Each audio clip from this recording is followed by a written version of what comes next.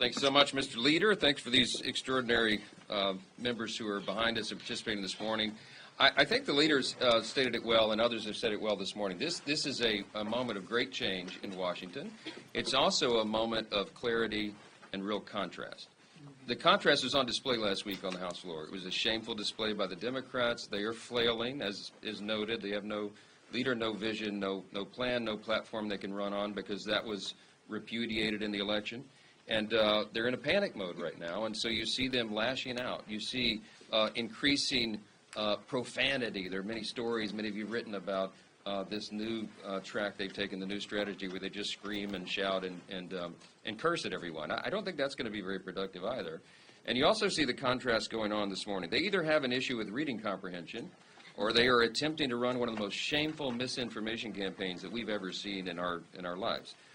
We filed that the CR, the continuing resolution, on Saturday, and as was noted, they had already come out panning the bill that literally had not yet been seen.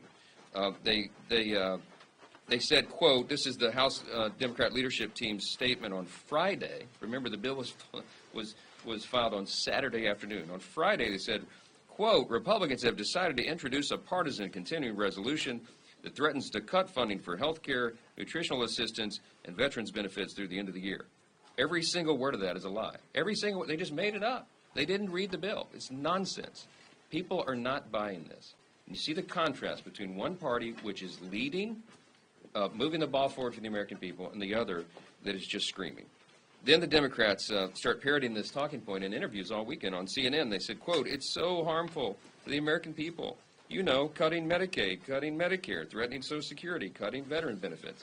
It's all a lie. You can all read the bills, 99 pages.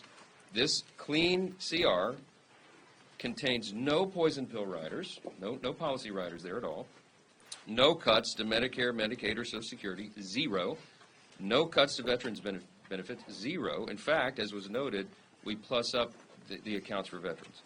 And respectfully, I'm just going to say this to every reporter in the room, that if you're allowing Democrats to make these intentionally false, scurrilous claims without pushback, then you're aiding and abetting the spreading this misinformation. I would just ask you to call them on. The American people deserve that. They deserve that clarity from our press corps. Make them point it out to you. They can't, of course. And now, after weeks of trotting federal workers up to Capitol Hill and onto cable news shows to protest President Trump's efforts to make the government more efficient, now they're planning to vote down this simple bill. They are going to try to shut the government down. Every House Democrat will participate in this, it looks like. That would be a shame if it's true. I hope some of them will have a moment of clarity themselves and do the right thing, but it looks like they're going to try to shut down the government. It's a striking new posture for Democrats, who have always said they've just been apoplectic about the prospect of government shutdowns. I put a video out about an hour ago on social media. I encourage you to go see that. They have been their own words. You don't need to trust us on this.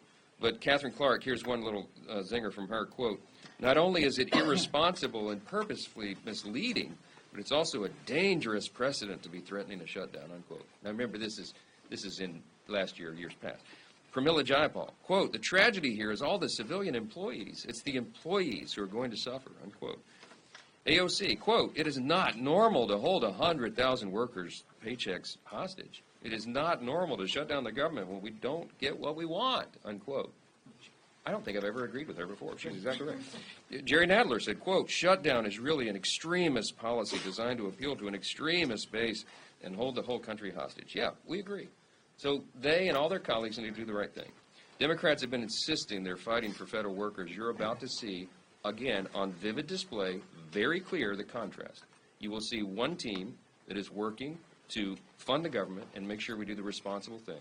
And you're going to see another posing the CR because they've now exposed the truth. They're not for federal workers. They're not for anyone. All the people they've said in the past that are going to be harmed would be by their votes. They're using federal employees as props. They're using Medicaid benefits and Social Security checks as cudgels in this thing. The threat of government shutdown, they're using it as some sort of attempt to wrestle power away from the President of the United States, who overwhelmingly won the popular vote, the Electoral College, in every single swing state. Here's the bottom line.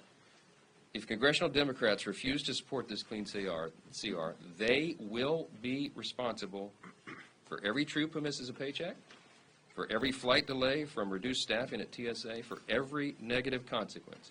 that comes from shutting down the government. I understand they have an important retreat this week. Boy, I'd love to be a fly on the wall at that party.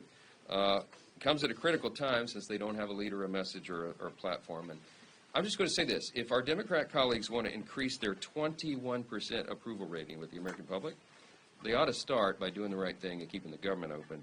I think that'd be a great first step. So I'll